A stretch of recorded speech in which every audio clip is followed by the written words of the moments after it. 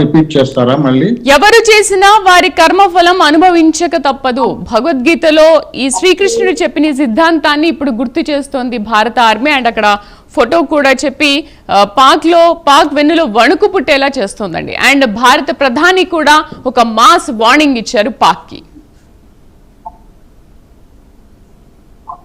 ఇక్కడ తప్పనిసరిగా ఎవరు చేసిన పాపానికి వాళ్ళు శిక్ష అనుభవించాల్సిందే. కానీ ఇది నిజమైన ప్రపంచం. అంటే మనం ఏదో ఆధ్యాత్మిక మాటలు పట్టుకొని మనం ఊరుకుండలేము. మనం ఏదో ఒక చర్య తీసుకోవాలి. అయితే ఈ చర్య తీసుకోవడం అనే దాంట్లో చాలా విచక్షణ, చాలా తెలివైన విశ్లేషణ ఒకటి చూపాలి. మనం గతంలో ఇలాగే పుల్వామాలో జరిగినప్పుడు, అప్పుడు బాలాకోట్లో మనం కొన్ని బాంబ్స్ వేశారు మన వాళ్ళు. అయినా కూడా 12 రోజుల టైం తీసుకున్నారు వాళ్ళు ఆలోచించుకోవడానికి. అయితే అది ఒక మళ్ళీ అలాంటిదే మనం చేయగలుగుతామని అనుకోవడం పొరపాటు. ఎందుకొరకంటే పరిస్థితులు మారిపోయినాయి.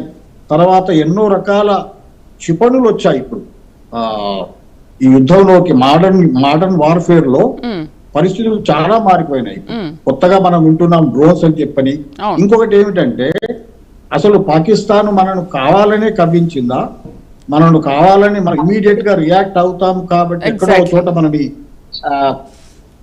మనకు కూడా వాళ్ళు రియాక్ట్ అయ్యి మనల్ని ఎక్కడో చోట ట్రాప్ చేయొచ్చు అని ఏదైనా ప్రయత్నం చేస్తున్నారా తెలియదు. తర్వాత బాలాకోట్ తర్వాత కూడా మరుసటి రోజు మళ్ళీ మన పైలట్ ను వాళ్ళు పట్టుకున్నారు. తర్వాత అంటే కంప్లీట్ గా మనకు అది అభినందన వర్తమానం పట్టుకున్న తర్వాత వార్ స్టేజ్ ఏదైతే ఉందో నెక్స్ట్ స్టేజ్ కంటే మిసైల్ లెవెల్ లోకి పోతుంది అని భయంతో అప్పుడు వాళ్ళు ఊరుకున్నారు.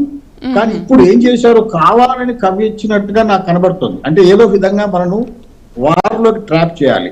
మొట్టమొదటి సమస్య ఏమిటంటే, వాళ్ళు ఎట్లాంటి వాళ్ళంటే వాళ్ళకి నష్టమేమి లేదు. ఆల్రెడీ పాకిస్తాన్ ఎటువంటి పరిస్థితిలో ఉంది అని చెప్పంటే, యుద్ధంలో కంప్లీట్ గా ఓడిపోయినా వాళ్ళకి వచ్చే నష్టమేమి లేదు. ఎందుకంటే వాళ్ళు ఓడిపోయిన పరిస్థితిలోనే ఉన్నారు. వాళ్ళ ఎకానమీ చాలా డౌన్ ట్రెండ్ లో ఉంది. $1 బిలియన్ కొరకు వాళ్ళు అప్పు తీసుకోవాలని వెళ్తున్నారు. అయితే ఈ మధ్య బంగ్లాదేశ్ లో జరిగినటువంటి పరిణామాలు, తర్వాత యూనస్ గారు చైనా వెళ్ళి మనకున్న వీక్నెస్, అంటే నార్త్ ఈస్ట్ లో ఉన్న స్టేట్స్ కూడా వీక్నెస్ గురించి ఆయన మాట్లాడటము, ఇప్పుడు పాకిస్తాన్ వాళ్ళు ఈ విధంగా చేయడం అంటే దీని వెనకాల తప్పనిసరిగా ఏదో గూడుకుటాని ఉంటుంది. అయితే మనం ఏదైతే రెవెంజ్ తీసుకోవాలో, ప్రతీకారం తీసుకోవాలో, అది కొంచెం చాలా జాగ్రత్తగా ఆలోచించి తీసుకోవాలి. దీనికి 1971 మోడల్ ని చూసుకోవడం మంచిది. 1971లో మార్చ్ 71లోనే బంగ్లాదేశ్ లో విపరీతమైనటువంటి సమస్యలు రావడం, అక్కడి నుంచి చాలా మంది వలస రావడం మన దేశానికి జరిగింది.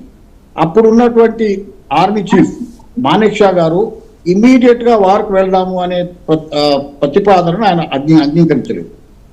ఎప్పుడే కానీ మనం ఇలాంటి పరిస్థితి వస్తున్నప్పుడు 2 రకాల విషయాలని విశ్లేషించుకోవాలి. ఒకటి, మన దేశంలో ఉన్న పరిస్థితుల గురించి విశ్లేషించుకోవాలి. అంటే అపోజిషన్ పార్టీస్, ప్రజలు, మన దేశంలో ఉన్న పరిస్థితులు ఏమిటి, యుద్ధంలో మనం వెళ్ళాలనుకున్నాం. రెండవది ఏమిటంటే విదేశాలలో ఉన్న మనకు సంబంధాలు. అంటే ఒకసారి యుద్ధం మొదలైన తర్వాత విదేశాలలో ఉన్న పవర్స్ ఏవైతే వరల్డ్ పవర్స్ ఉన్నాయి, అమెరికా గాని, ఇంగ్లాండ్ గాని, రష్యా గాని, చైనా గాని, ఇవి వాటి ప్రతిస్పందన ఎలా ఉంటుంది, మనకు సపోర్ట్ లో ఉంటుందా లేదా, ప్రతిస్పందన ఎలా ఉంటుందనే విషయం పైన శ్రీనివాసులు గారు, పహల్గామ్ అటాక్ తర్వాత వెంటనే యుఎస్ ప్రెసిడెంట్ డొనాల్డ్ ట్రంప్ కూడా స్పందించారు. ఇజ్రాయెల్ ప్రధాని నెతన్యాహు కూడా మాట్లాడారు. ఆస్ట్రేలియా ప్రధాని యాంటోనీ అల్బనీస్, ఫ్రాన్స్ అధినేత, వీళ్ళందరూ కూడా మాట్లాడారు.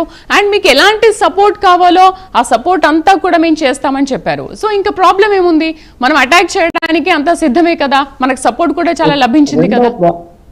ఒక ప్రాబ్లం ఉంది. మీరు ఎక్స్టర్నల్ విషయాల గురించి నేను చెప్పక ముందు మీరు చెప్పారు, వీళ్ళంతా మనకు అనుకూలంగా ఉన్నారు అని చెప్పారు. కానీ ఇంటర్నల్ గా, అంటే మన దేశంలో ప్రతిపక్షాలు ఒక విచిత్రమైన ధోరణిని అవలంబించాయి. అంటే ప్రస్తుతం జరుగుతున్న ఏంటి, వక్ఫ్ చట్టం తెచ్చిన తర్వాత ప్రతీకారం ఒకటి అనుకోండి, తర్వాత ఈ ఈ రాబోయే ఎన్నికలను కొన్ని దృష్టిలో పెట్టుకొని ప్రతిపక్షాలు ఈ ఈ ఈ సందర్భాన్ని ప్రభుత్వానికి వ్యతిరేకంగా వాడుకోవడము.